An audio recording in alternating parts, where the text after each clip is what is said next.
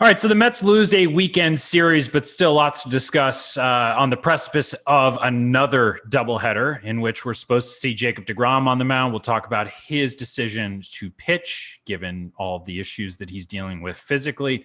We'll talk about Francisco Lindor heating up. We'll talk about the Mets finally getting healthy and what it might mean for the team moving forward. It's all coming up on the Shea Anything Podcast. It starts right now.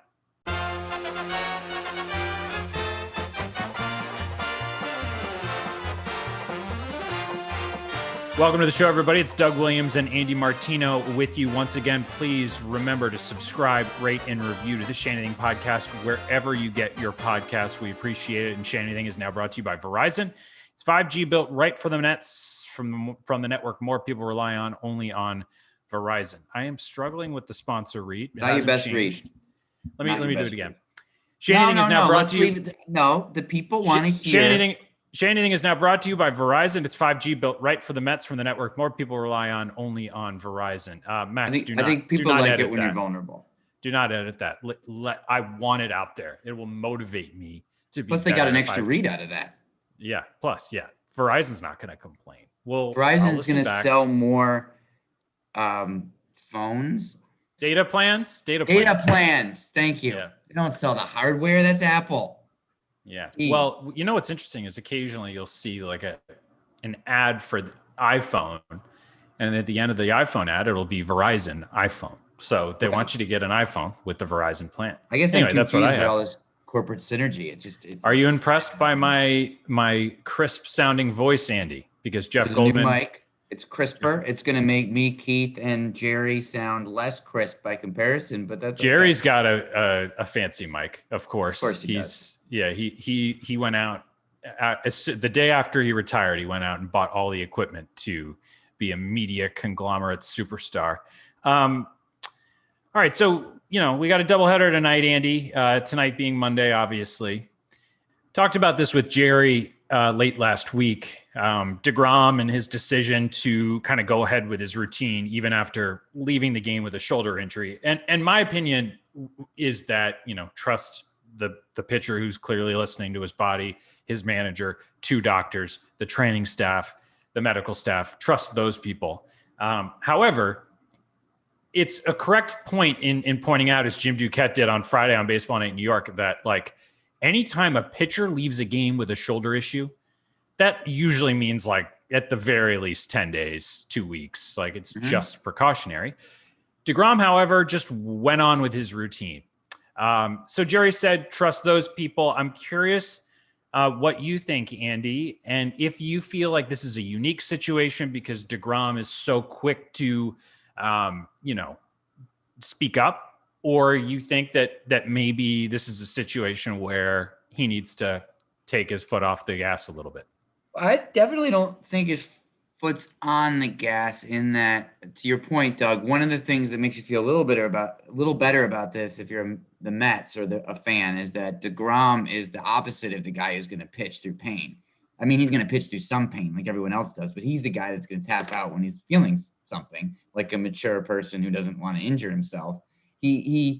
We've talked about this ad nauseum already on the podcast, but if he's saying he could pitch, I guess that does tell you something, because he will tell you when he can't pitch, as evidenced by these recent games. However, I don't think trust a player is generally a good,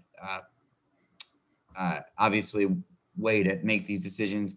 There's a lot of information that we don't have about what the medical staff has done with him, and you hope they're leaning on that, because there's a long history in sports of teams pushing the guy pushing himself, the guy saying, I want to go, and the team being like, okay. So some of these decisions aren't as scientific as you would like to think they are. And it's easy for teams to cover that up by going, oh, we have all this information that you don't have access to that tells us this is safe. And sometimes they do, sometimes they don't, right? Sometimes it's just like... Yeah, and I thought of you actually kind of while I was forming my opinion about this, which was, the trust the player point that I had a feeling you were going to make, which is absolutely valid. You and I have talked a lot, not about this shoulder injury specifically, but about how deGrom, it's a good thing that he listens to his body and that he doesn't, he goes against that kind of false narrative of a stereotype that pitchers are just tough like, guy, I'm the tough guy, keep me in this game. But one point you made, I find really interesting. deGrom in game is listening to his body and quick to tell Jeremy Hefner or Luis Rojas or Brian Chigalo what he's struggling with. Why then would he, in between starts, be like, no, I'm going out there? Like that is why I've been pushing back against the narrative that it's like, why are the Mets screwing this up? Why risk it? deGrom's not going to take himself out in a game where he's been perfect, like 3 innings, 8 strikeouts. No, I'm going to leave. And then as soon as he leaves, he's like, I'm making my next start. No, he's the same person, right? Like from the moment that he leaves a game where he looks like he could throw a perfect game to the next day when he's throwing a side session, I don't think for some reason he's become this like uber aggressive, tough guy. Probably not, but he's human, and he was openly very frustrated and angry with himself for not being able to finish the game. He's like, God, I got to stop, leaning on the bullpen, making the bullpen pick me up so much in these games. I agree with what you're saying. We'll see how it plays out. This is being taped before he starts Monday. Could be listened to after he starts Monday. So the context will change significantly in this conversation and the wisdom of that, I guess. But yeah, no, he's not stupid about this stuff. It seems awfully unnecessarily risky in June to start him anyway. I'd like to think that there's been a full biomechanical high-tech work out of his body going on, workup of his body to figure out if indeed these injuries are connected and what's going on. And, it would be nice if they could reassure us that they being the Mets, that's definitely been happening rather than just, no, it's good. It's good. There's been a little. I will say though, Andy, there's no proof, just like there's no proof that innings limits matter or pitch counts really even matter. There's no proof that like 2 weeks of no throwing would make him better. That's true. Like it hurts though, so you could stop doing it. Yeah, for a while. No, I mean, when my body hurts, I stop doing what hurt it, and usually it gets better. I understand, but I'm just saying, like, deGrom is such a creature of habit, so much so that he was like, I need to throw this side session where I throw like 8 pitches off a mound in Washington. Like, he's so specific about what he does in between starts. Like, if you just tell him not to pick up a baseball for 2 weeks when he doesn't think he's hurt and he ramps it back up, you have no idea if it's going to just be gone. Like, if there's no, on the images from the hospitals for special surgery, if there's nothing that's showing wrong with him, then we have no idea that it would be better in 2 weeks if the medical professionals are telling him that it wouldn't be. So these are all unknowns. It's such a hypothetical conversation because they're not being very clear about what the facts are behind the scenes. You want like a PowerPoint presentation about his mechanics that like, Andy, with a big pointer, like, Andy, see, his mechanics are no different here than they were during the lat injury or the flexor tendonitis issue. That might be asking a little too much as a member of the media, but I think it would serve them to make them look like they're doing the right thing if they would have been a little more open over these past couple of days about what the tests are, why Luis Rojas coming out and saying the 3 injuries are not related. And I have my hand up on the Zoom, and Gary beat me by one question. He's like, huh? Says who? How do you know that? And that's obviously what they sent Louis out there to say. I was actually thinking they should really be giving a Zach Scott or Sandy Alderson on this because it's important enough and technical enough. And the manager's like, oh, they told me to say this thing, and I'm saying it over and over, but it wasn't particularly enlightening. So we'll see how it plays out. You shouldn't give the organization a benefit of the doubt that they're doing the safe thing. It's just not how sports has historically worked, right? So we'll see. I think that's an important point to make, and not even really a Mets specific point. No, even though the Mets have had their issues with these things specifically, but you're right that it's just a sports wide conversation. Speaking of deGrom, though, I thought it was interesting. Steve Cohen. Do you know anything about his availability? Like, was it super casual? Did reporters just kind of walk over to him in Washington and he just started talking? That's what it seemed like, because I think we only got the video of what he said on a phone. So Steve Cohen was asked about Jacob deGrom and a contract extension. He said, basically, I'm paraphrasing, I don't see this as now's not the time. Knowing, Andy, how closely you've covered Cohen since he took the job, the Twitter has been fairly active.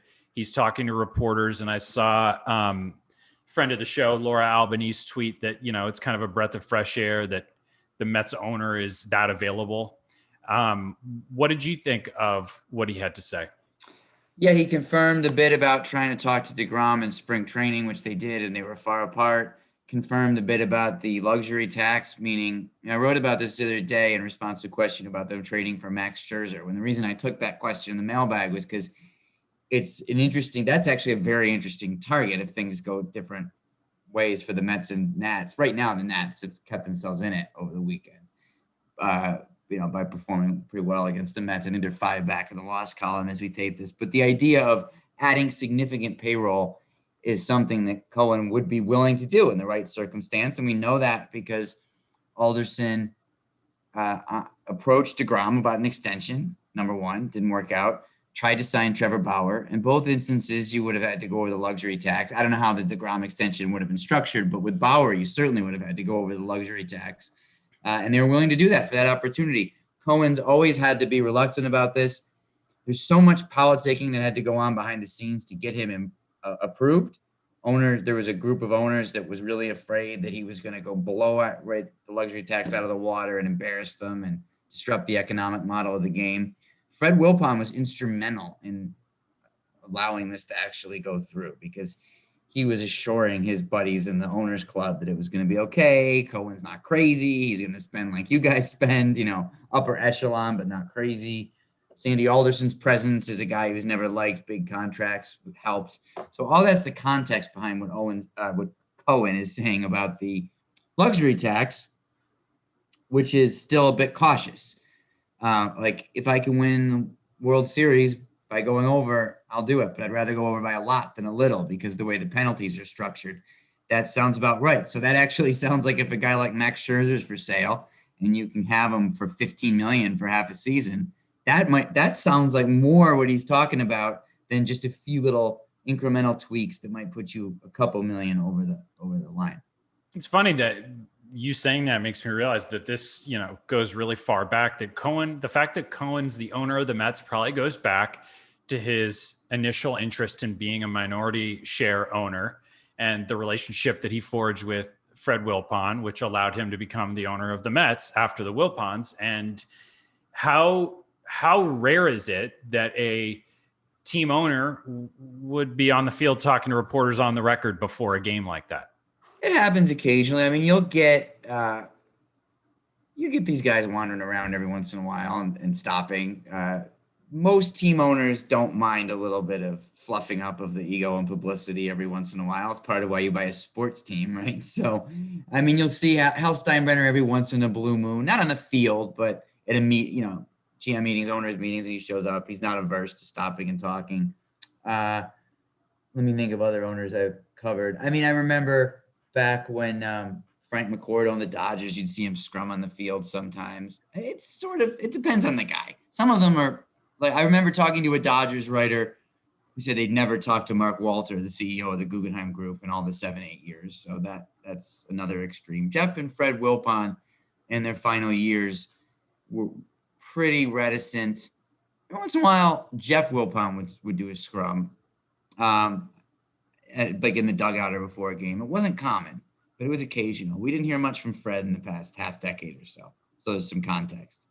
Yeah, and I just remember us talking about Steve Cohen's Twitter account when it was first kind of catching fire when he took the job. And I remember being like, well, speculating, first 5-game losing streak. I wonder if he'll be as vocal. Now, it's funny, before he made himself available, the tweets are less frequent and they're mostly dad jokes about when the team is either doing really well or really poorly. And so I've been following along closely. He is the only person on Twitter who I have tweet alerts on for. Only person? Yeah, because I put you, Ken Rosenthal, Jeff Passan, and a few others on for like trade deadline, off season, because it affects, like when you guys break stories, it affects, like I got to go on the air usually. But when it's not that season, I don't have any on. But every time Steve Cohen tweets, I feel like it might be relevant for our show that night. So Yeah, I only see them when they're replies to my tweets, which is a little bit yeah, intense. I would freak out if that happened. Like not in like a fanboy way, in like a, oh my gosh, do I really want this to be happening way. I don't, but it's always he's never come after me, so it's fine. I'd rather just not tweet. That's a whole other conversation that we've had before. But I don't follow the Mets owner on Twitter, but I see it when he tweets at me. I'm sure it's very entertaining. Yeah. I saw Lindsay Adler the other day tweeted about the Yankee Stadium being at full capacity on Friday, and Bill de Blasio quote tweeted her. That again, if that happened to me, I'd be like, whoa, why? Bill de Blasio's spokesperson aggressively went after one of my reports on Twitter that was accurate around the time of this whole ownership thing. That's my interaction. Well, I'm just going to state a fact that Bill de Blasio will not be mayor for much longer. That's just a fact. So I'm going to say, and he will leave office as one of the most beloved figures in New York City history. So beloved that he said to himself, you know what? I'm going to run for president. Now he's the president. It's an inspiring story. So speaking of just kind of the current events of the New York Mets, Andy, Joey Lucchesi is on the injured list. This was already a dwindled pitching staff in terms of depth. They have the top three, which have been, for the most part, great. I mean, Taijuan Walker got hit around a little more than usual yesterday, but for the most part, they've been relying upon those three guys in deGrom, Stroman, and Walker. Lucchesi was trending in the right direction. And finally, it seemed like the Mets were going to trust him enough to give him length. What do you see a 2021 team and front office doing when Jared Eichhoff is in the position of kind of like a starting pitcher on a really good big league team at this point? What do you do? Because I know it's all about innings, but it's going to be hard to fill them at this point. That's where the trade market could come in. That's where, I've talked about Max Scherzer because that's a fun name, but there's all kinds of people in the J Happ category, Michael Pineda, et cetera, that are going to start to become available. And you could fill innings with some of those guys. Obviously, a good amount of this depends on Carlos Carrasco. I saw Jed Lowry playing against the Yankees this weekend, like perfectly fine. His legs worked. Everything seemed okay. So maybe Carrasco will pitch well for the A's in 3 years, and that's when we'll see him. They have the same mysterious thing, and it's an entirely different ownership, front office, everything. But it is. It's like, no, he's good. It's still hamstring and spring training. Yeah, no, he'll be back. Yeah, no, wait, it's July. Like, oh yeah, no, it's. I will say, just a quick point to defend Carrasco. He had a torn hamstring, which sounds awful, and it's a serious injury. Robinson Cano also, I think, tore his hamstring and was back in like 3 weeks, and I think now we know why. So Robinson Cano recovers from injuries so quickly. It's an inevitably serious injury, but it's just the kind of cloud of mystery around. It's like, no, it's not a setback. It's just going to be a few years, but it's a setback. That's right. I don't know, but in all seriousness, if that's the point of Carlos Carrasco's acquisition, is that he's that guy we're talking about, so they don't have to go out and make a trade. So if they really do believe July, which is awfully soon for a guy who's coming along slowly, then that would be fantastic for the Mets. You know what, though? If you have three really good starters, as they do, in a deep bullpen, you're not in desperate straits. We're talking about fourth and fifth starter slots here. It does, though, put you in holes. Like, it sounds correct what you're saying, but then when the fourth starter game arrives and, Sean Reed-Foley's in the third inning, and that means Seth Lugo comes into a jam in the fifth, which means Castro pitches the seventh and the eighth. Like, that means the next day you're kind of like, all right, Jay Reese, can you give us two? Like, these things snowball when you have no off days, multiple doubleheaders until after the All-Star break. Yeah. I think the multiple doubleheaders thing is probably beneficial in that exact way, though, because there's fewer innings for the team to play. Yeah. I think obviously the conventional wisdom on doubleheaders is that they're hard for your pitching staff. I think this is better. The Mets literally have to play fewer innings this season because of the way this is played out. So I think that helps. Yeah. And also, I'm interested to see if they can get anything from Betances. I heard actually that Betances is moving his rehab assignment to Syracuse, so he's getting closer. I didn't report that, but exclusively on the Shea Anything broadcast, I just remembered that I heard that. So he's not faring particularly well in his rehab. I was about to say, without sounding like a you-know-what, he's getting closer. Are the Mets happy about that? Like they could always release him, which they considered in spring. See how he performs. If he's giving up 5 runs in an inning, and what was it? It was Port St. Lucie, right? I think so. Yeah. Yeah. That doesn't sound great to me. No, but maybe he can cover some of those innings. Maybe not. We'll see. Nice man. Once again, you're listening to the Shea Anything Podcast, brought to you by Verizon. It's 5G built right for the Mets from the network more people rely on, only on Verizon. Let's do a 3-batter rule quickly, and the first 2 kind of rapid fire, third one a little longer. Francisco Lindor. I said in the newsroom on Friday, I was like, when's he going to be a story again? Because when he was really bad in April and early May, we were like, okay, story. We covered it every day. Got a little bit better, stopped covering it. Then went through another drought the past 10 days. We didn't really cover it that much. And of course, he drives in all 5 runs on Saturday and kind of feels like that's the story. So what is your opinion on the player that you've seen so far this year? Do you think that we should ever read into something like, oh, yep, he's turned around, he's Lindor again, or does he still have a long way to go? Trade him when he's hot for Kyle Schwarber, the best player in baseball. Well, you still can.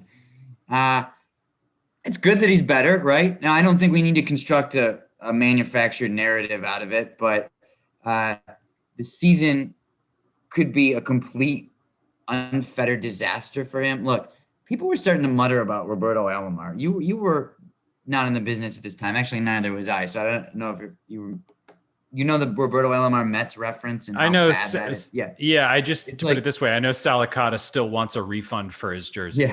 Yeah, right. So the idea is you acquire a star infielder, and the minute he shows up, for some reason he's just finished after being great the year before, or good the year before at least. So it was I gotta tell you, there was people in baseball, oh my God, is this Beltran adjusting in his first season, or is this Roberto Alomar and he can't play anymore?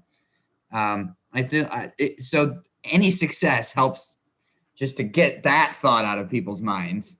And there's still things you see, I was talking to a scout about him at Citi Field last week, and it's gosh, his swing is awfully long sometimes, and he's awfully late on fastballs sometimes. And all the things, his timing, and all the things that there was some concern that we talked about before the season. Can he catch up with that heat now in the velocity era? I wouldn't say those things anecdote. I haven't looked at stats on this, but I would say that anecdotally we seem to see some of those issues still there. But the productivity, the defense, the thing that appears like leadership, at least when we see it on the field. I don't know about getting punched in the face in the tunnel, but we see evidence of good presence on the field. That's the first time I've ever heard you say there was somebody punched in the face. Did that actually? I think so. I'm assuming someone was punched in the face. There are other ways to get angry, though. I'm assuming someone was punched in the face or something similar to that. Okay. Did you see the look on Michael Conforto's face when he was coming in from right field? He looks down the tunnel and he's like, "Oh my God!" But when a professional athlete punches another professional athlete in the face, don't you think we'd see some sort of physical representation of that punch being landed? I think that McNeil took off his batting glove and slapped him across the cheek with the batting glove. I don't know. There's obviously some hectic stuff going on there for a few seconds. Well, there are good signs for Lindor beyond just this past weekend. If you go on Baseball Reference's last 20 games or so, sitting right around 300. The OPS is over 800. These are good things.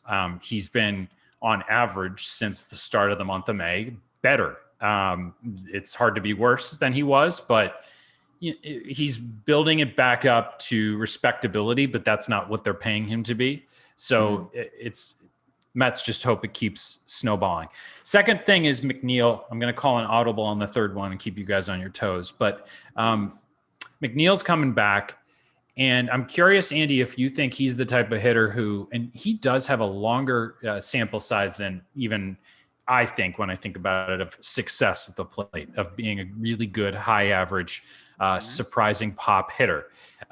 Do you think that that's true? Do you think that when he's healthy and on the field, there's already a level of expectation that he needs to meet? Meaning that you don't expect him to need to work his way back a little bit with his timing? Yeah, meaning that like he's not that he's at a level where if he were to become a bench player, it would be shocking. Oh yeah, no, 100%. He's an all-star in his last full season, not including obviously the pandemic year. No, he's 100% your everyday player. Depending on who comes back when and what they need, obviously he might be a little bit second base / outfield. And I'm sure that it's easier for him to know he's playing one position. He's obviously an unbelievable athlete. To go out to the outfield a couple of years ago and do just fine, or last year, I don't know, it's all a blur. I've been in my house the whole time. But he started playing outfield at some point, and he looked really good, better than Smith, better than Davis. So he's got to be somewhere every day. Absolutely. I'm not doubting it. Yeah. Well, maybe I am. I'm not seriously doubting it. I'm not, reading too much into his start of the year. The numbers weren't where he wanted them to be. He was a little up and down last year as compared to 2019. It's hard to be better than he was that year. And 2018 even too. I just think he had 133 games in 2019. He had 318, 916 OPS. Like that's a great year. And if you add together the first 3 years total, he played 248 games, 319 average, 884 OPS. This is a good baseball player, good hitter, all-star to your point. Good defender too. Yep. 31 games in 2021, which feels crazy. It's crazy he played 31 games because it feels like he's been out forever, but he hit 242 with a 710 OPS. And can I just quickly veer into the third of the three batter rule for me, which is that it's been a treat watching the Mets bench players because they're all kind of they're all good at different things than JD Davis and Brandon Nimmo are, and Jeff McNeil's a good defender, but like VR in particular, I've watched him and I'm like, this guy is entertainment value, not in just hitting well or the usual ways. But he gets on first base, you watch the pitcher because he knows VR's going. He plays good defense at third base. He's a good athlete. I'm not ready totally to see his playing time go away entirely. If I'm Luis Rojas, if I'm a Met fan. So that's part of what I'm saying about McNeil. There's been aspects of this team fundamentals wise, good fundies that has been great when their starters have been out, if that makes sense. Yeah, I'm not sure if VR is a good fundies guy so much as he's just that spark plug guy where it can go either way, but you like the aggressiveness. Well, he's a really aggressive, but smart and good base runner who occasionally makes a gaffe. Yeah. But because he's purposefully aggressive. I hear what you're saying. I think the broader question is, are you losing something that's defined this team? Yes. It's a little bit more athletic and electric than when you plug in all the old regular guys. And the answer is probably, but you just don't make the VR, Peraza, McKinney team your team when you have your guys back, even if it's worse in some ways. You just, as well as I understand where fans are like, but there's got to be a way. But number one is these guys, these backup players are more likely to get exposed over a full season than Michael Conforto, Jeff McNeil, and JD Davis. And you probably just walk away with the month or two that you got out of these guys and take it rather than expect too much more. But yeah, maybe you're losing some zip on the feel of the team on the field. Yeah, but I still think you can't really make an argument for sitting any of these guys. That was the problem, right? I mean, no, you're right. you're just losing some of the themes of what has worked. Yeah. Like the theme of the Mets team has kind of been very different than last year in that they run the bases well and they play good defense. And by the way, I started smiling when you said get exposed, because that's Anthony Recker's pet peeve on the show. When somebody says, well, bench players get exposed, he's like, he gets all grumpy. That's a personal thing for him, but I think the math might back that concept. You're allowed to say it. Yes, it is backed by years and years of baseball history. But yeah, I guess I enjoy watching the Guillorme, Pilar, VR, Peraza. Like, I don't know. They're all just like pretty good players who do little things that win games. Sure. And when Conforto and McNeil and JD Davis and Brandon Nimmo come back and the Mets are scoring 12 runs a game because their lineup is so deep, I will not be complaining. Oh, but you know what? Sports is so weird. They could go into a tailspin with better players because there's not the same energy. Obviously there's this intangible alchemy that a group of people can have. I mean, I think there's something to be said for the fact that this group of Mets was playing with very little pressure because the season was considered to be over. All right, too many guys got hurt, not your year. And these guys were like, screw it, we're just going to play hard. And that created something. Whereas if you have teams that are really, really talented, like the New York Yankees, other than the past week, where there's so much expected of them, the weight of those expectations can make them underperform their talent. So for all we know, it won't be a good time for the Mets going forward. Baseball's every bit that weird for that to be possible. Absolutely. All right. Before we go, Andy, first of all, happy Father's Day. Oh, thank you. I was going to do my Saturday night, but we'll do my Sunday because I have a story I want to tell you. But what did you guys do to celebrate? Well, I had a nice time. Friday night through Sunday morning, I went up to a house in Woodstock that one of my neighbors has. So we were out in the country with just some dads. Little dad time, which was it's lovely up in that part of the state, obviously. And then I drove home Sunday morning, and we sat around. We watched flip between the Mets and the Yankees, and then my wife and son took me out to a nice Italian dinner in the evening nearby where we live. So it was lovely, relaxing time with friends and family, just as you would want it to be. Thank you for asking. Lovely. Sunday morning, I went to Muller's Bakery in not Point Pleasant, in Bay Head, New Jersey. Okay. And to get my dad donuts. It's his favorite thing in the world. The donuts there are spectacular. Everything at Muller's Bakery in Bay Head is spectacular. But anyway, there's a gravel parking lot right next to it. And it's jammed. And I pull up straight in and I park my car, and I haven't had my coffee yet. It's the first thing I did when I woke up. So going to get the donuts before my dad wakes up so that he wakes up to them. And, I park my car and go in. It's really hectic in there. There's a bunch of people. And there's this older lady slowly walking around the entire place going, "Somebody bumped my car in the parking lot. Somebody bumped my car in the parking lot." She's saying the exact same phrase over and over and over again. Some people are like snickering and laughing. She seemed very, very annoyed. And I remember thinking, this is not a great strategy. Like, I don't know, like stand by your car and wait, or explain in some details what happened, or maybe go behind the counter and have them announce something because they can at the bakery, whatever. So I leave the bakery. I've got all my stuff and I walk towards my car. I see two Bayhead police officers like right outside my car. And I'm like, oh gosh, the lady's standing with them too. And she's identified you. So I walk up to the car and one of the police officers is like, "Is this your vehicle, sir?" And I'm like, "Yes." And then immediately when he asked me, I put two and two together. She was not saying bumped. She was saying blocked. And it was me. Oh, no. In which case, she had the perfect strategy. You have to go make noise. No. I have a problem with her strategy, but let me explain it for a second. She had parked in this corner, and I was like 15 feet behind her. She did not have room to pull out. It was entirely my fault. However, explain in some detail. If she had said Connecticut plates, which are my plate, I would have said like, "Oh my gosh, I must have blocked you. I didn't bump you." And then I would have had a misunderstanding, but I would have run out and moved. but she just said somebody, and I thought she said bumped. I was like, I didn't hit anybody. And so as I'm walking to the car, I was like, that was so stupid of me. I'm so sorry. Yes, that's my car. I can't believe I did that. And both police officers are like, no, it's no problem.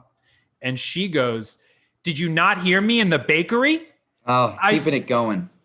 She was like, I yelled, somebody blocked my car in the parking lot. I was like, I didn't hear you correctly. I'm so sorry. And I just got out of there. That was it. Oh, boy, God, that's stressful. A lot pre-coffee. Because I know the pre-coffee deli or bakery. So much pre-coffee. I remember getting home and being like, I cannot believe what my day has already been. It was crazy. But anyway. It's a good story. And my final question is, I know you, and I think it's possible the answer is yes. Is that the most trouble you've ever been with the cops ever in your life? I got also in Bayhead, New Jersey. I used to work at a restaurant called Teresa's South. And on my first day, I was super early and I took a left on Route 35 onto Mount Street, and you're not allowed to take a left, and I got pulled over. And that's the most trouble you've ever been in with the law. I've never gotten a speeding ticket in my life. Wow. And I routinely speed. I'm a very aware driver. With the law, I can't. Never been in the clink? No.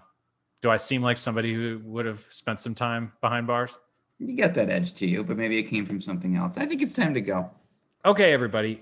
Thanks for listening to the Shea Anything Podcast. A reminder to subscribe, rate, and review wherever you get your podcasts. And we're brought to you by Verizon. It's 5G built right for the Mets from the network more people rely on only on Verizon. Andy, thank you. Thanks for listening, everybody. We will talk to you later this week.